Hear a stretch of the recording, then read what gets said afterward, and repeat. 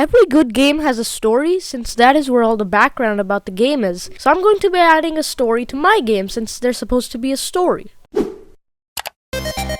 Firstly, I wanted to fix up the way the wall breaks because it's kind of janky. So in order to fix this, I just had to change the collision detection to continuous instead of discrete.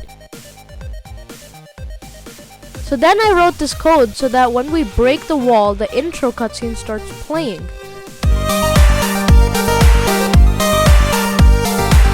Though we need to skip this cutscene, so I added this, and now we can skip the cutscene too.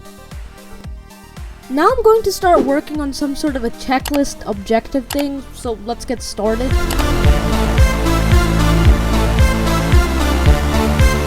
So then I made this button in Blender, and now we can complete the objective and push the button. Then I made this door which opens, which is like totally cool, right? Like it opens and stuff.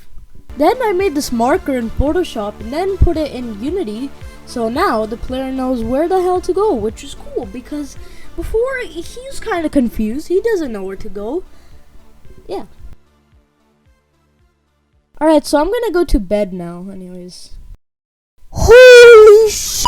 How the f do I have all these subscribers? Thank you very much for the subscribers. I was literally at 16, and now I'm at like 83 as I'm recording this right now.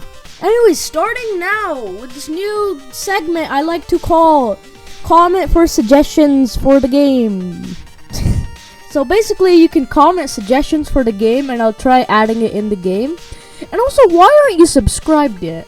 Yeah, I can see you. Subscribe, please.